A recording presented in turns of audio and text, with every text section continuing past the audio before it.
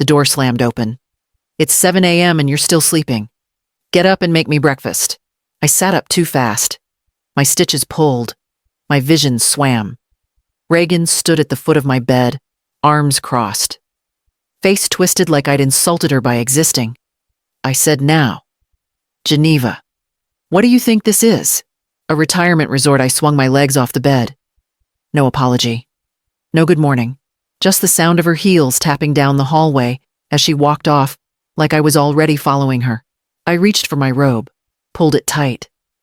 My fingers trembled, not from fear, just the weight of waking up like this. Again. In the kitchen, Wyatt stood by the fridge sipping coffee she didn't brew. He looked up, then down again. She's just been under stress. He mumbled, voice lower than the coffee machine. She works full-time and still has to clean up after everyone Reagan cut in from the dining room. While some people just lounge around all day, her eyes landed on me. She wasn't talking to me. She was performing. I said nothing. She sighed loudly. I'll take care of the floors again, since no one else will. I reached for the eggs. Crack. Sizzle. The pan hissed, filling the silence they left behind. 3 eggs. No seasoning. Just how she said she liked them. I placed them gently on the plate, careful not to spill anything. She hated messes. When I handed her the plate, she didn't look at me.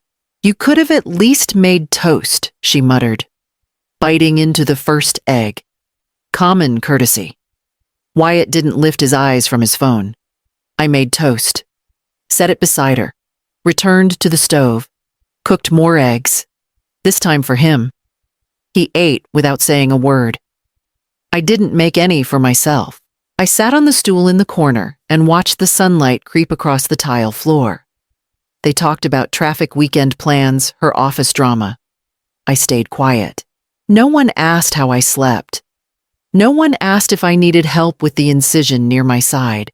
I pressed my palm to the counter to steady myself. Don't use that towel, Reagan snapped. That's for counters, not your hands. I nodded, picked another one, wiped again, folded both and set them aside. When the plates were empty, she stood. You can clean up now. Wyatt and I have errands. They left without another word. I washed the dishes, scrubbed the stove, wiped the counter with the right towel. Then I opened the window. Just a little. Enough for air. I sat down at the kitchen table, alone, and finally let my shoulders fall. I had come here for recovery. After the surgery Wyatt had offered, said it'd be good to have me nearby just for a few weeks. Reagan had smiled, said, of course, but her eyes had narrowed the second he turned away. They hadn't widened since. My phone buzzed. A message from my neighbor 2 blocks down. Just a photo of her garden. Marigolds blooming bright. I stared at the photo for a long time. Then I stood up, poured the old coffee down the drain, and started a fresh pot. If I was going to survive this house, I needed the smell of something that still belonged to me. As the pot hissed and steamed, I pulled out my planner, flipped past the blank weeks, circled Thursday. Then I reached for my old file folder from the top shelf of the pantry, wiped the dust, and placed it on the kitchen table. I remade the bed she never touched, straightened the corners, smoothed the sheets, fluffed the pillows, all without being asked. Not because she noticed, but because the silence afterward was easier than her sighs. In the hallway, I picked up her heels, carried them to the shoe rack, tucked them beside the others she never wore. In the laundry room, I folded the shirts she said I folded wrong, redid the towels she claimed were too tight, hung her blouses on velvet hangers so they wouldn't stretch. The washing machine thudded. The dryer buzzed. I never sat down. By noon, I'd made soup, carrot and ginger. She hated onions, said they gave her migraines. When Wyatt came in, he barely looked up. Hey, Mom, that was all.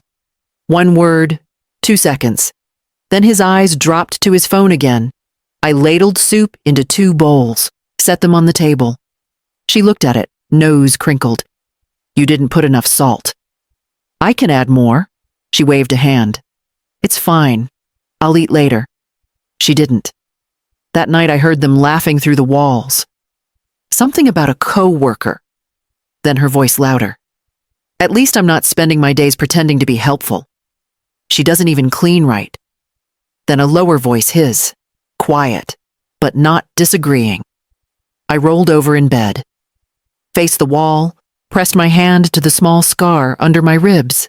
It throbbed. Morning came again. No thanks. No good job. Just a list left on the kitchen counter in her handwriting. Milk toilet paper. Vacuum hallway. Don't touch my scarves again. I walked to the store. No coat, just my purse and thin sweater. She said I'd borrowed her jacket once without asking. I hadn't, but arguing was louder than she liked. At the store, I took my time, walked the aisles slowly, touched things I didn't need, looked at cheeses, candles, a magazine I wouldn't buy. At checkout, the total blinked back at me. I handed over my card. It wasn't a lot, but it wasn't hers either. Back home, the door was locked. I knocked once. Heard footsteps. Then nothing. I waited. A full minute passed before it clicked open. Oh, Reagan said. I thought you had a key. I did. She'd asked for it back last week. Just for safety. We don't want extras floating around. I walked past her, put the bags on the counter, took a deep breath. I picked up everything on your list. She didn't reply. Wyatt came in 20 minutes later, nodded, took the milk, poured a glass, walked out again. I stared at the empty bowl in the sink. Still not used. Dinner was chicken and rice. Plain, boneless, no spices, just the way she'd said once. She moved it around the plate, ate 3 bites. Too dry, she muttered. I didn't defend it. Wyatt stayed quiet. After they left the table, I cleaned the dishes, wiped the counters, closed the cabinet softly. Then I walked into the guest room, my room, and left the bed unmade. I sat on the edge instead, took out the file folder I'd hidden in the drawer, opened it. Bank documents, a letter from my lawyer, a note from Wyatt, old handwriting when he still wrote birthday cards. I stared at it, folded it again, tucked it beneath the others. Then I picked up my phone and searched for a name I hadn't dialed in months. My hand hovered over the screen. Not yet, but soon. Soon. The lock clicked. I tried the knob again. Nothing. The kitchen door was sealed shut. It was just after midnight. I had left my tea mug in the sink. Now I stood in the dark hallway, barefoot, staring at the keyhole like it had betrayed me. A sticky note glowed faintly under the hall light. Please don't go in after 10 p.m. It's disruptive. Reagan, disruptive. Not dangerous, not rude. Disruptive. I walked back to my room, closed the door softly, sat on the bed, hands in my lap. No hot drink, no snack. Just the taste of being locked out in my own house. Not mine, technically, not on paper. But I remembered when Wyatt took his first steps in the kitchen. I remembered the corner where we'd once taped his school projects. His father, still alive back then, had built those cabinets by hand. Reagan hadn't seen any of that. Just marble counters, mortgage potential, neutral tones. The next morning, I found her at the kitchen island, pouring almond milk into a smoothie. You locked it, I said quietly. She turned. It's nothing personal, Geneva. We've just been establishing boundaries. For the sake of sleep schedules. Sleep schedules. For a grown man and woman. Do you lock it every night now? She smiled, took a sip. It helps. Clean breaks. Wyatt walked in. Shirt half buttoned. Everything okay. She's just confused about the kitchen rule, Reagan said lightly. Wyatt didn't even blink. You know Reagan has her ways, Mom. Let's not make things harder. Harder. Harder than what Than not having a chair at the dinner table last Sunday, harder than seeing photos of their weekend picnic without me on the living room wall, harder than being told it was just for friends when I asked about the gathering. I nodded, didn't cry, didn't ask for my own copy of the house key, didn't remind them that I'd paid off the last chunk of their wedding loan. Quietly, without credit, without a toast or a thank you, just nodded, and started boiling water in the laundry room sink when I needed tea at night. I drank from a travel mug, hid my things in a shoebox under the bed, stopped using their fridge, bought a mini cooler for my medications, labeled it "Do Not Touch." On Thursday, they had friends over. I was told the dinner was for young couples, that maybe I'd like to take a walk during that time. I did. I walked around the block 3 times. My knee ached. My side throbbed.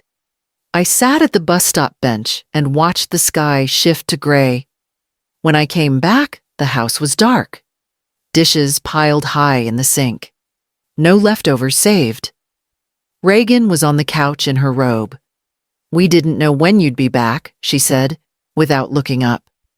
I went to my room, lay down on the unmade bed, pulled the blanket to my chest, and held it tight. They made it clear I wasn't part of the we anymore. But I had been, long before her. And if I wasn't careful, I'd forget how that power used to feel. So the next morning, I wrote a list. Not groceries, not chores. Just 3 names. 1 lawyer, 1 friend, 1 neighbor. I stared at them until the ink dried. Then I pulled out the envelope I'd tucked behind the drawer lining, the one with the stamped seal, the deed my husband had left in both our names, folded, notarized, and never once voided. The voice carried down the hall. "She doesn't even help with rent and we're feeding her. She should contribute." I froze at the corner out of sight. Reagan's laugh followed. "No, seriously. It's like having a freeloading roommate, but older and passive-aggressive." Silence.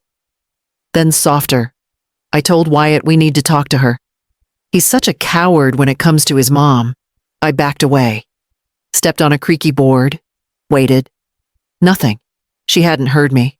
Or didn't care. I moved to the laundry room. Folded the same towel twice just to stay standing. Just to stop myself from shaking. By lunch, the house had settled into its usual rhythm. Her hum in the kitchen. Wyatt's fingers tapping on his keyboard in the next room. When I sat down at the table, there was a folded sheet of paper by my plate. No note, no explanation, just numbers. Rent, groceries, internet, utilities, trash service. 1 line item shared household use. I read it twice, no signature. But the handwriting was hers, loopy, overconfident. I didn't ask questions.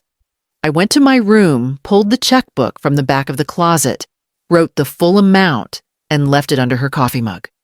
No message, no protest, no sarcasm. She wanted money. She would get money. But it wouldn't buy silence. That night, I sat alone on the patio. The air cold, a blanket around my shoulders. I sipped coffee from my chipped mug and watched the porch light flicker. The bulb needed replacing. No one noticed but me. Inside, their laughter echoed again. But it sounded smaller now, like it had to work harder to be real. I thought of the bills she listed, the food she said I ate, the room she said I occupied. What she didn't know was that I'd paid off the second mortgage on this house 5 years ago. In full. After Wyatt lost his job and Reagan's startup flopped. She hadn't asked where the funds came from. She'd just clinked her wine glass and said, "At least we still have a roof." That roof she now charged me to sleep under. I leaned back, closed my eyes, let the cold bite a little deeper. The next day, I visited the bank, spoke to a manager behind a glass door, updated my contact details, changed my beneficiary. Not removed, changed. From Wyatt to myself. A protective clause. Simple. Legal. Quiet. When I got back, Reagan didn't look up from her laptop. She tapped at her smoothie glass. "We're out of protein powder. I'll pick it up tomorrow. Her eyes narrowed. Good. If you're going to stay, you should be pitching in more. I smiled, nodded, picked up the empty glass, cleaned the blender, washed the mugs, dried each plate like it was made of gold. Then I went back to my room, opened the bottom drawer of my nightstand, pulled out the yellow envelope I'd sealed 2 months ago, the one with the breakdown of every transfer, every payment, every receipt tied to this home. And on top of it, I placed a new document, the check stub, stapled cleanly, balanced, labeled with the date. I looked at the stack forming in that drawer. She thought I was contributing now. She didn't realize I always had. And I wasn't done. I waited until the hallway went dark. No footsteps, no clinking ice, no laughter. Just the dull hum of the fridge and the occasional creak from the vents. I stepped out of bed, slipped on my slippers, moved slow, careful not to wake the house. In the guest room closet behind 2 empty suitcases sat the filing cabinet. Old, beige, dented on the side from one move too many. Reagan had never asked about it. She assumed it was just for receipts and warranties, her words, not mine. I bent down, reached behind the back panel, and pulled out the small tin key I'd taped there 15 years ago. It still fit. The lock clicked softly. Drawer slid open. Inside neat stacks. Not chaos, not mess, just order. A copy of the original deed to the house. Both our names, mine and Wyatt's. Not revoked, not modified. No amendments filed. The second folder held the account history from the refinance my transfer noted in full. A 6-figure sum. Covered during the market crash when Wyatt panicked and Reagan said she needed emotional space, not debt. She got both. Third folder in email chain with my attorney. Printed. Highlighted. Subject line joint ownership. Clauses and resale restrictions. I read it again. No emotion, no trembling, just clarity. My name hadn't faded from these pages. But maybe I had. I let myself. Years of soft replies. Years of it's fine and don't worry about it. I thought I was making peace, but I was just making myself small enough to be ignored. I placed each document back exactly where it belonged, closed the drawer, locked it, slipped the key into my nightgown pocket. Back in bed, I stared at the ceiling. Reagan yelled, slammed, sighed, gave orders like she was running a show. But she didn't know who'd built the stage, or who still held the deed to the theater. The next morning, she tossed a flyer onto the table. Thinking of redoing the kitchen, she said. Wyatt and I are meeting with a contractor Friday. The flyer showed quartz counters, brass fixtures. Her style, not his. Wyatt rubbed his temple. Let's just price it out first. We'll figure it out, she said. We always do. I folded the flyer, tucked it into my purse without a word. Later that evening, Wyatt stopped by my room. Leaning on the doorframe, he said, Hey, about Reagan, just give her space. Okay, I'm not in her space. He shrugged. You know how she gets. She means well, just gets intense. Is that what you think too? He looked down, picked at the hem of his sleeve. She's been stressed. I'm just trying to keep things smooth. Smooth. That's what he always wanted. Smooth floors, smooth dinners, smooth lives. Even if it meant letting her treat me like spilled wine on carpet, something to blot out fast before guests arrived. After he left, I took the flyer back out, folded it tighter, wrote a number on the back. One of my old contacts' licensed contractor, not hers. Then I placed it in a new folder, labeled it in pen renovation, if necessary. If necessary. Because now I wasn't just cleaning plates. I was keeping records. And I wasn't done yet. The speakerphone echoed down the hall. Reagan paced the living room, barefoot, wine glass in hand. She always got louder after the second pour. I mean, we'll get the house transferred eventually, she said. He's the only heir anyway. I stopped mid-step. She didn't know I was in the hallway. Or maybe she didn't care. Either way, I froze. The woman on the line laughed. Didn't his mom pay part of that off? Reagan scoffed. Paid off. She barely knows what a refinance is. Wyatt handled all of that. Lie, bold, rehearsed, shameless.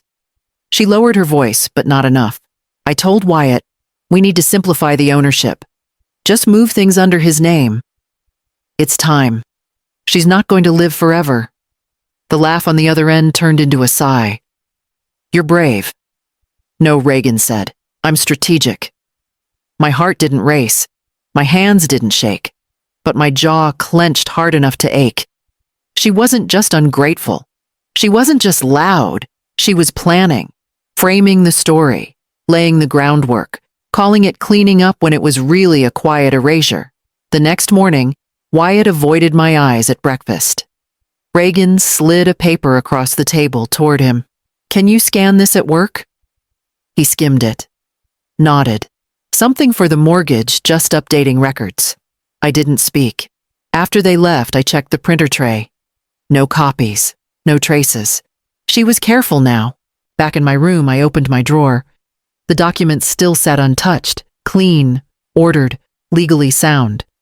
I added a note recorded call, Thursday. I didn't record it, but I remembered every word. Her voice, the tone, the glass in her hand, the exact hour on the stove clock, blinking 9:47 p.m. I wasn't collecting evidence.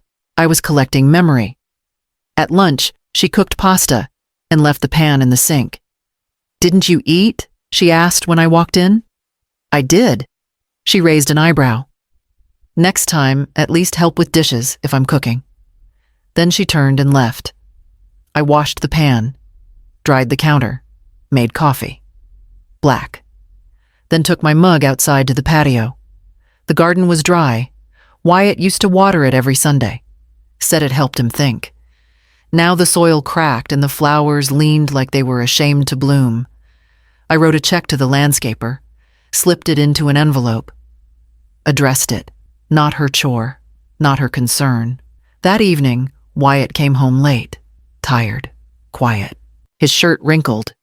Reagan barely looked up. I emailed the thing. Let me know when it's done. He nodded, already distracted.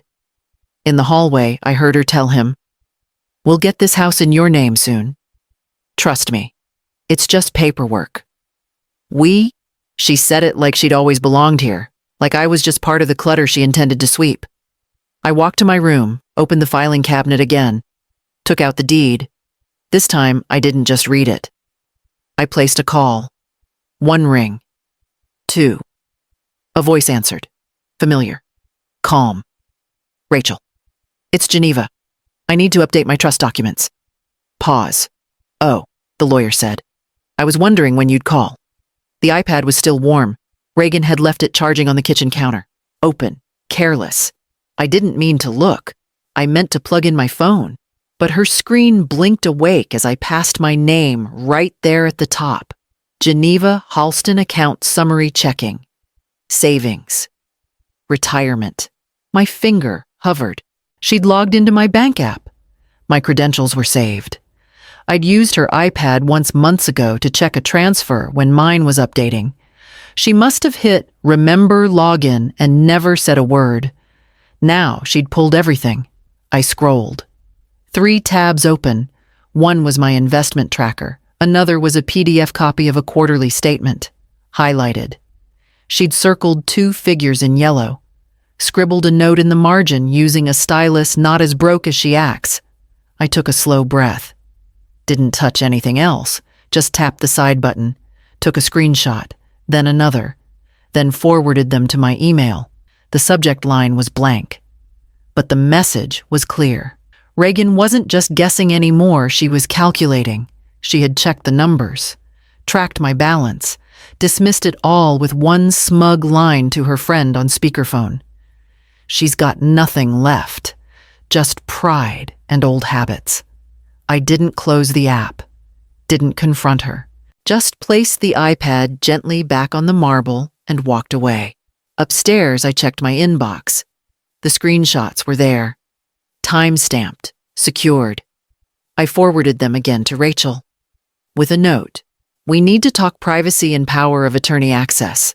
That evening, Reagan poured herself a second glass of wine, smiled too wide. "Wyatt and I were talking. It's probably time we helped you get more organized. Consolidate your paperwork, just to make things easier." I nodded slowly, stirred my tea. "What kind of paperwork, you know? Bank stuff? Medical info? Maybe even estate planning? If anything ever happened, we wouldn't want confusion." Confusion. She said it like concern, but it tasted like control. Wyatt chimed in. "She just means we want to make sure you're protected, Mom. Protected from what? My own bank account, the house I still legally owned, the documents they hadn't read." I smiled. "I've already started organizing. Thank you." Reagan blinked. "Really?" I sipped my tea. "Really?" She didn't ask how. Didn't ask who. Later that night, I added a new folder to the drawer. Printed screenshots, labeled unauthorized access. Digital. The next morning, I changed all my passwords. Added two-factor verification. Sent Rachel a new request. Let's review who has access to what. And why. Reagan thought I was sleeping through the noise. She didn't see me listening beneath it. Wyatt didn't ask questions when the check for groceries came early that week. He just folded it and thanked me like always. Reagan tossed the receipt in the trash. Didn't know I'd already filed the matching bank log beside my trust paperwork. Every move she made, I wrote down. Every boundary she crossed, I marked. They were building a case. So was I. I left the pantry empty on purpose. No eggs, no coffee, no bacon, not even bread. The fridge held only condiments, the shelves bare, the silence full. Reagan came down first. She opened the cabinet, slammed it closed, opened the fridge, slammed again. "What is this?" she barked. "Where's the food?" Wyatt appeared behind her, rubbing his eyes. "What's going on?" "There's nothing for breakfast," she snapped. "No coffee, no milk, not even cereal. What does she do here all day?" She turned to me like I was furniture that had failed her. I sat at the table, calm, folded hands, dry toast on my plate. "Didn't get a chance to go shopping," I said. Reagan laughed without humor. "Didn't get a chance. What else are you doing?" Wyatt groaned. "Mom, can't you at least try to keep the house stocked?" I looked at both of them, nodded. "I'll go to the store." I stood, picked up my keys, walked out, but I didn't drive to the market. I drove downtown, pulled into the garage beneath Rachel's office, took the elevator up. She was waiting. Conference table. Pen ready. Coffee already brewed black the way I liked it. We didn't talk about groceries. We talked about the deed. We talked about the house title. We talked about power of attorney trust protections, digital access restrictions. She handed me a folder. Inside, all the new paperwork. "Once this is signed and notarized, Rachel said you'll have everything locked down." I nodded, read every word, asked 2 questions, signed my name. Rachel paused. "Do you want them notified?" "Not yet. You'll need witnesses when we file. I already have 2 in mind. One was my old neighbor Jeanette, the other Rachel herself." Before I left, she handed me a smaller envelope. "In case anything escalates," she said. I didn't open it. Just placed it in my purse.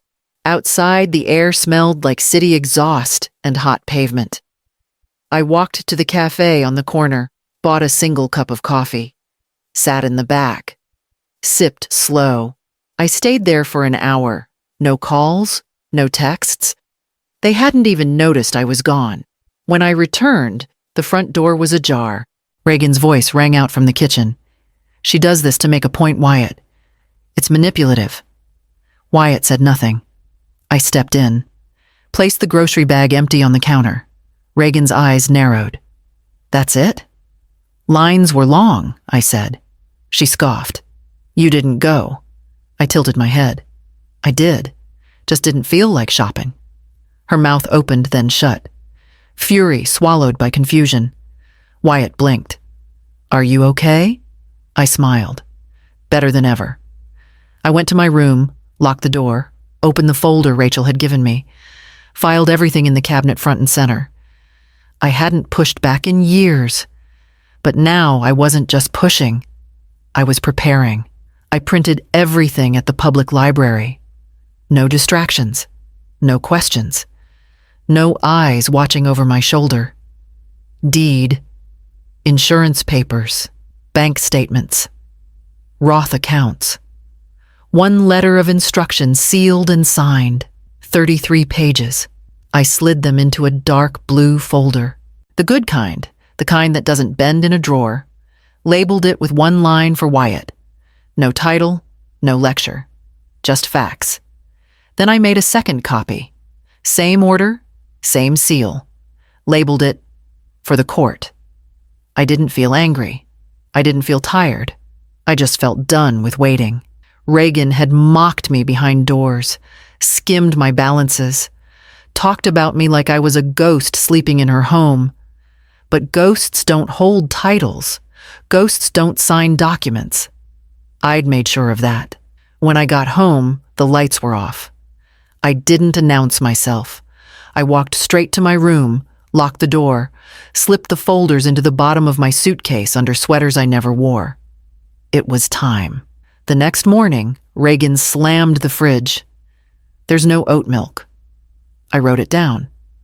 Wyatt kept his head low, chewing toast. She turned to me. "Did you go deaf? I poured my coffee." Black. No response. She snatched the list off the fridge. Waved it. "I put this here yesterday. You walked by it 6 times.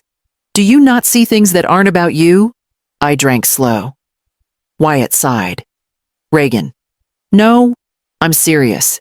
You live here for free. You eat our food. You don't cook clean or shop. What exactly are you contributing?" I stood, walked to the hallway, opened the coat closet, took out the third folder, white. This one was empty, just a decoy. I handed it to her.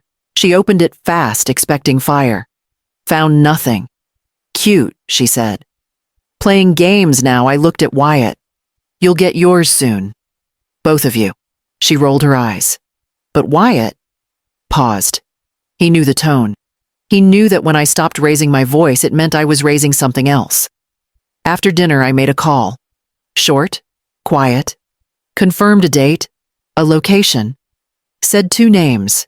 Then I hung up, folded a clean set of clothes, set them in the suitcase beside the folders, zipped it shut, and watched the clock move past midnight. Reagan popped a berry into her mouth and chewed like she owned the table. "Maybe one day we'll have the whole house to ourselves," she said, reaching for more syrup. Wyatt's mom isn't exactly immortal. Laughter. Too loud, too fake. Even Wyatt chuckled. Quiet, awkward, not brave enough to stop her. I set my napkin down, folded it, stood slowly. The table kept humming with chatter, but a few faces turned. I wasn't angry. I wasn't shaking. Just ready. I cleared my throat. "This house," I said, "is in my name." Reagan blinked. I looked directly at her. It was purchased with my husband's life insurance after he died in that crash. Wyatt was 17. I was 47. I worked 3 jobs to keep the payments going when the insurance ran out. The table stilled. Forks stopped. Even the air shifted. "You," I said to Reagan, "are guests." Her hand froze above the fruit bowl. Wyatt dropped his fork. I didn't sit back down. Didn't wait for questions. I walked to the kitchen. Poured coffee. 1 mug. Black. Sipped. In the dining room, I heard whispering. Reagan's voice tight, too fast.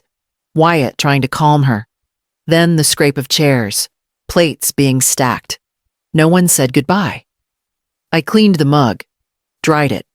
Placed it upside down in the rack. Upstairs, the suitcase sat ready. The folders zipped inside. Everything labeled, filed, dated.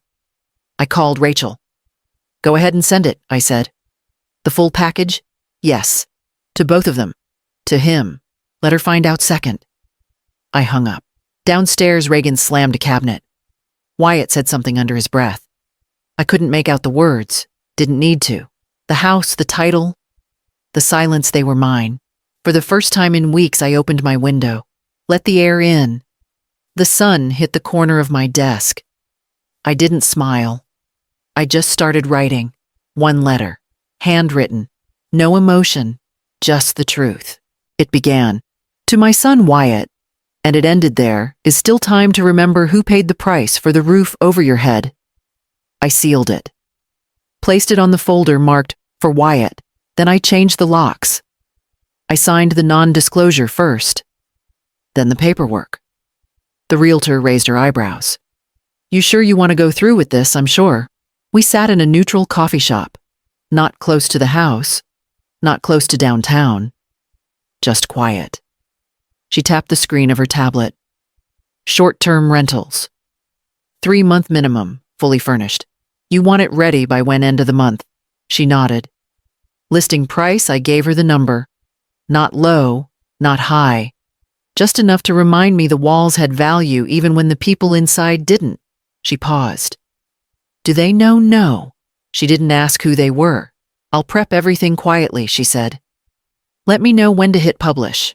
I paid the deposit, shook her hand, walked back to the car, then opened my phone, drafted the email, subject update, legal file additions.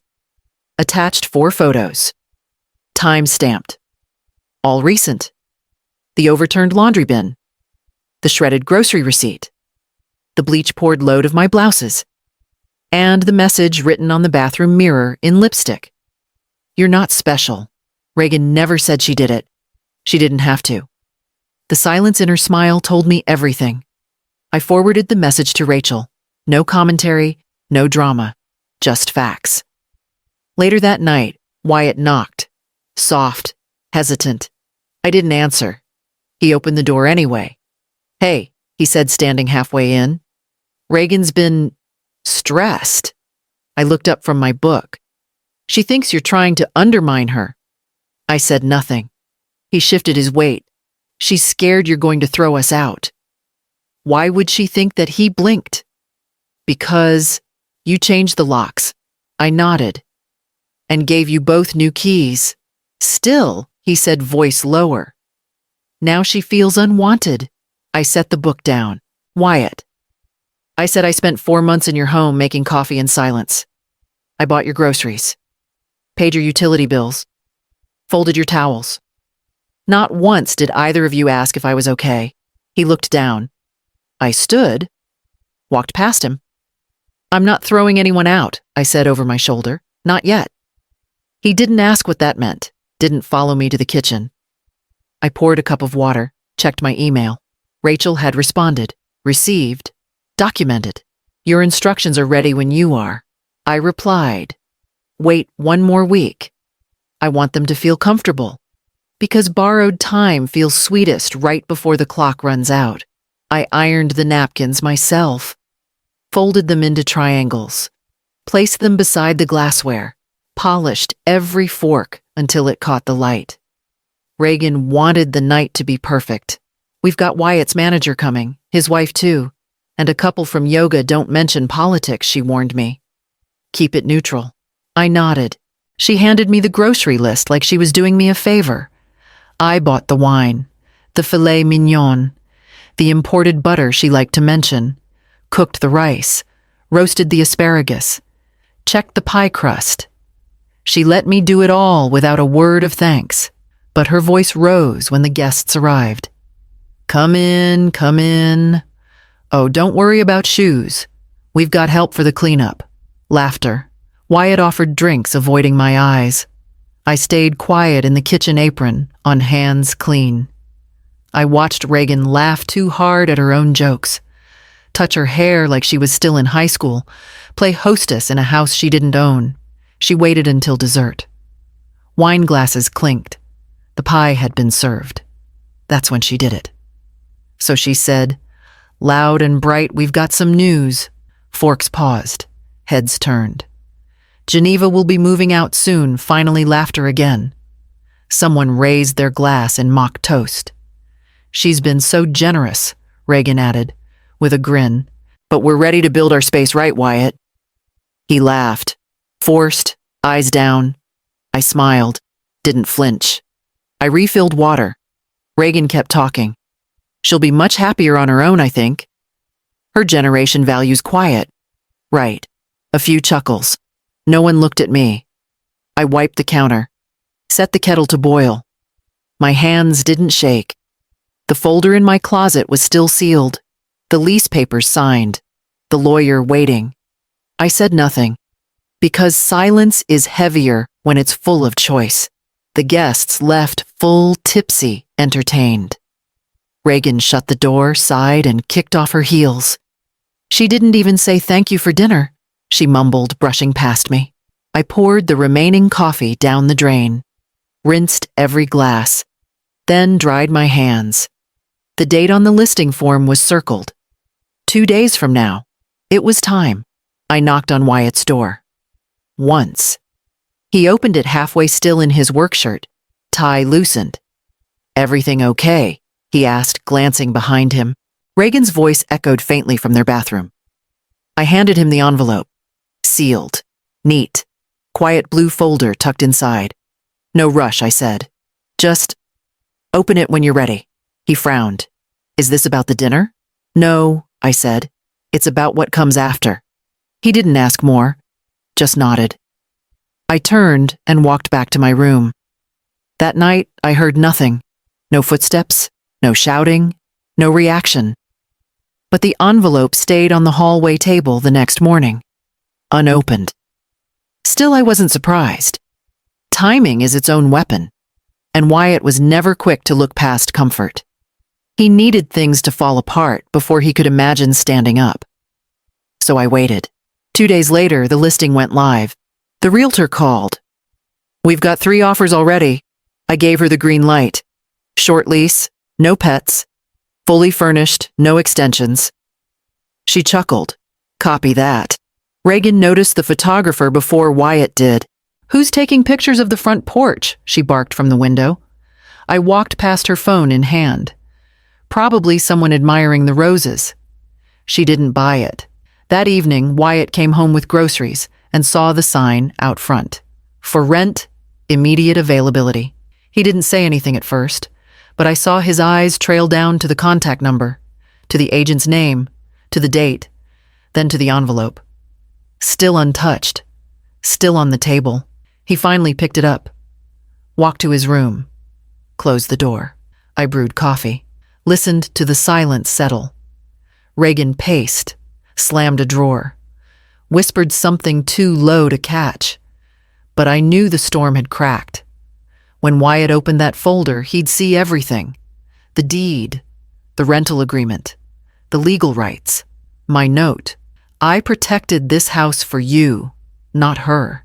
He'd read the line I wrote in ink, not anger. This home existed before she did.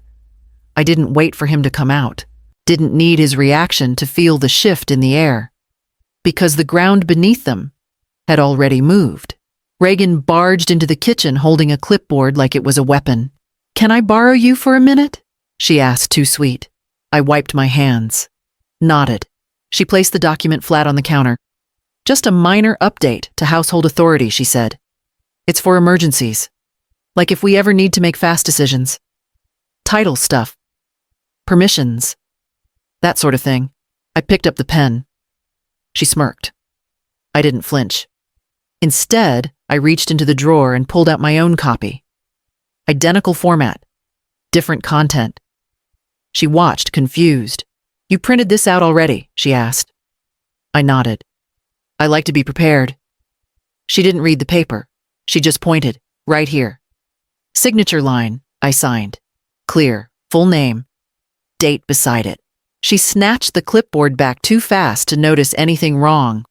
Perfect, she said, spinning on her heel. I'll take care of the rest. She left the kitchen. Didn't see me place the real document back in the drawer. Didn't see the printed footer that read, Revocation of shared residential consent? Immediate notice of termination of informal tenancy. Didn't see the duplicate I had filed already with Rachel. She thought she'd gotten control. Thought she'd tricked me into forfeiting ownership, authority. But Reagan had never paid attention to details. Only control. Wyatt came home late. She greeted him at the door with a glass of wine and a kiss too loud. She waved the clipboard in the air. She signed it. He looked confused. You said not to push her. She agreed.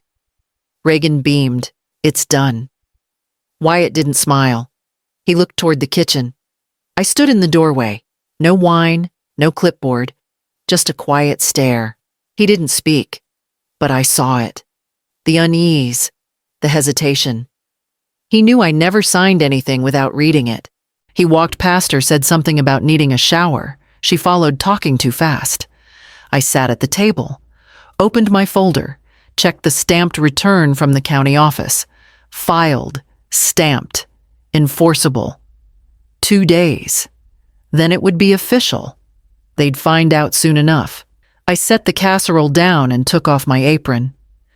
Reagan was already 2 glasses in, laughing too hard, gesturing too wide. Neighbors filled the living room. Wyatt's manager stood near the fireplace with his wife. A couple from church brought cookies. Small talk circled like perfume, too sweet, too thin. Reagan clinked her glass. Let's raise a toast, she called out, to new beginnings and finally having space to grow. Laughter. Applause. She turned toward me, and of course to Geneva, for being generous. A few guests glanced my way. Smiles strained.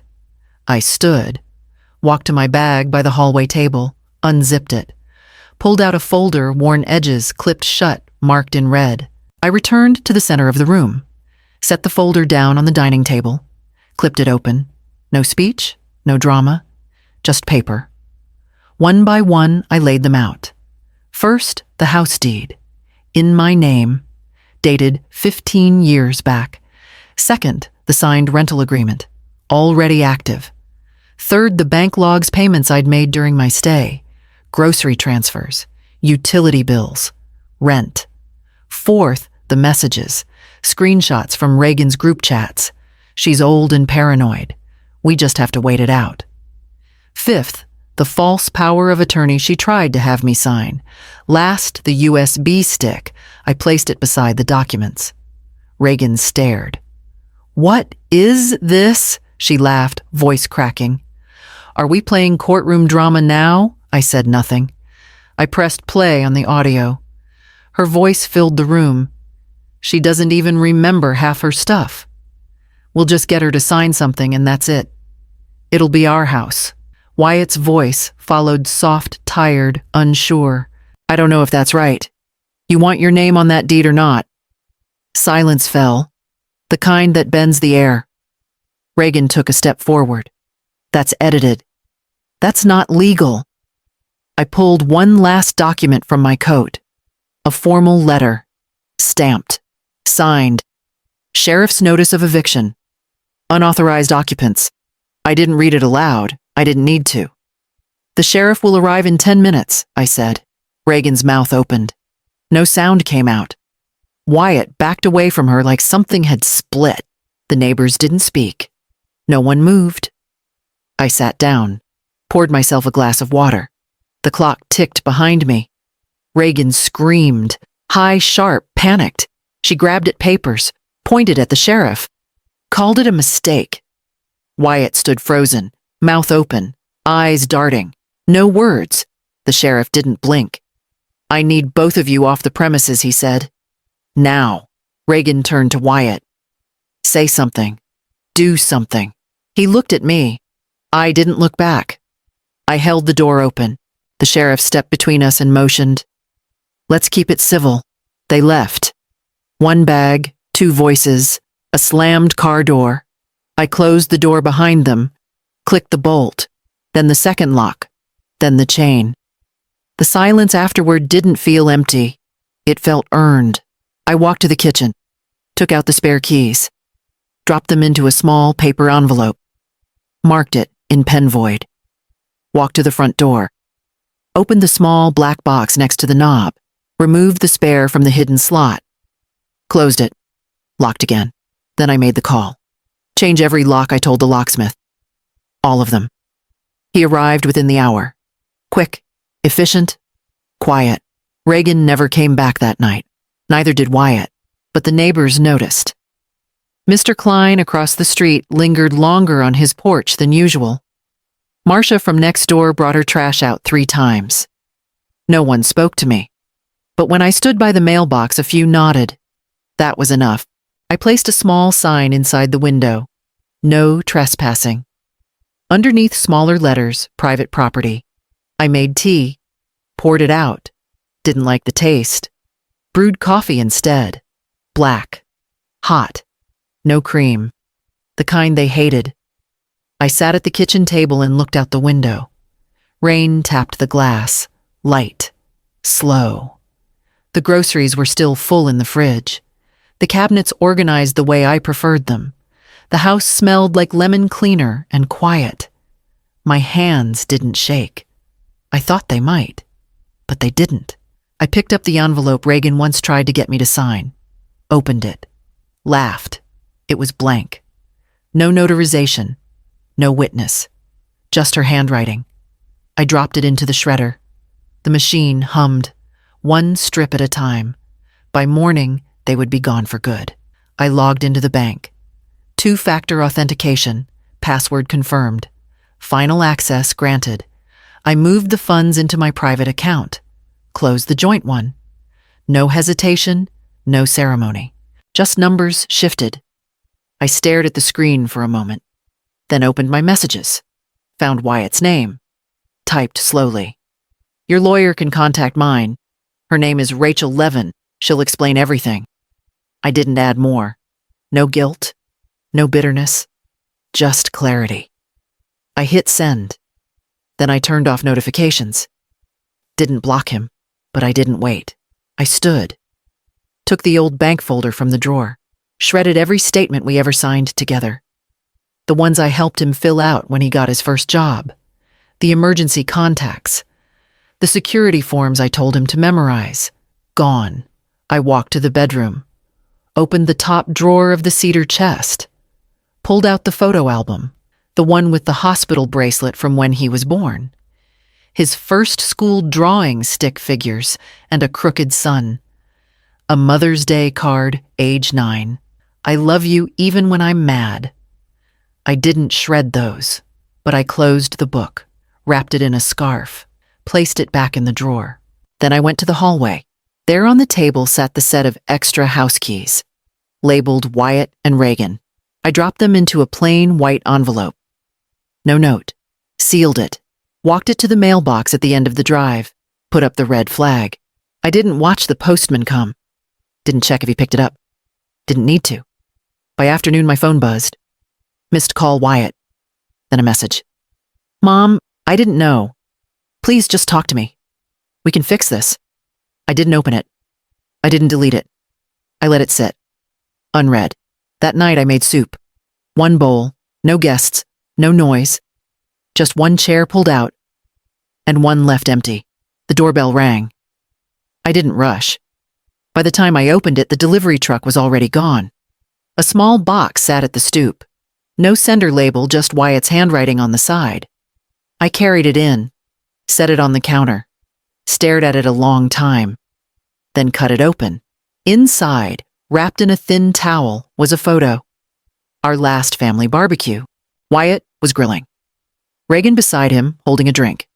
Me in the background, half-turned mid-laugh. The corner was burned.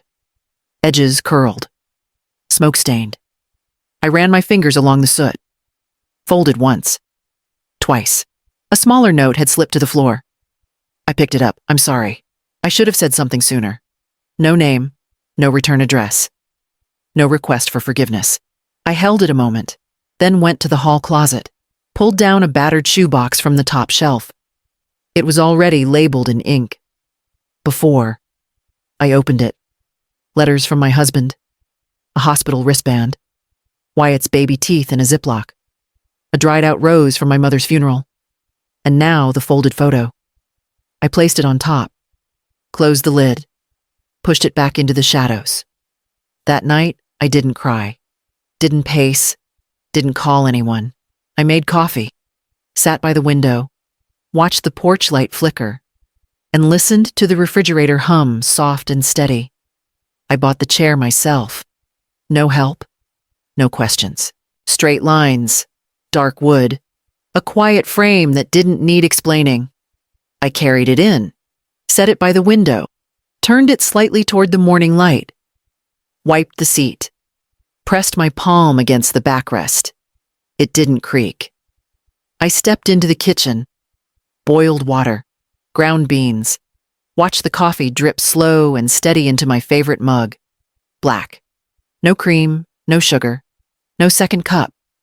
The smell filled the room, familiar, warm, untouched by anyone else's preferences. I carried the mug to the window, set it down gently, then opened the drawer by the hallway, pulled out a folded slip of stationery, heavy, off-white, wrote just one line. This house is no longer funded by silence. No name, no date, just ink. I placed the slip beside the mug, then sat. The cushion sighed beneath me. I watched the street. Dogs barked down the block. A child rode past on a scooter. The breeze nudged the blinds. No one knocked. No one yelled. No footsteps echoed from upstairs. No whispered calls behind doors. Just stillness. Earned. I didn't check my phone. Didn't open the mailbox. Didn't wonder if they'd call. I sipped my coffee. It tasted like strength. Bitter, but mine. I poured the coffee slowly. Steam curled upward, soft against the light. No footsteps overhead. No slammed cabinets. No second mug waiting. Just mine. I carried it to the window. The chair greeted me like an old friend. Solid. Still. Unchanged. I sat. Let the mug rest against my palms. Outside, the world moved. A jogger passed. A bird scratched at the grass. A delivery van stopped at the house across the street. But here, stillness. Not empty. Earned. The kind of stillness you buy back with boundaries. With silence. With walking away from the version of you that begged to be loved where love was never offered. I sipped. The coffee was strong. Hot.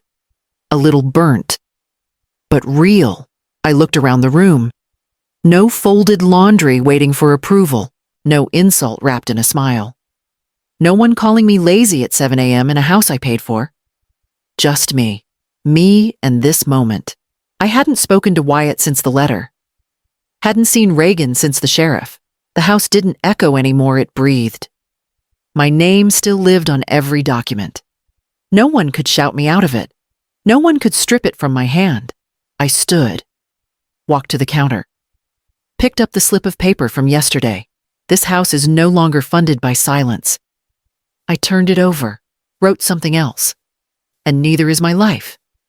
I folded it. Tucked it into the drawer with the house keys. No fanfare. Just fact. I went back to the chair, pulled the blanket over my legs, watched the light shift across the floor. There would be more days like this. No performance, no defense, just breath, and coffee, and me.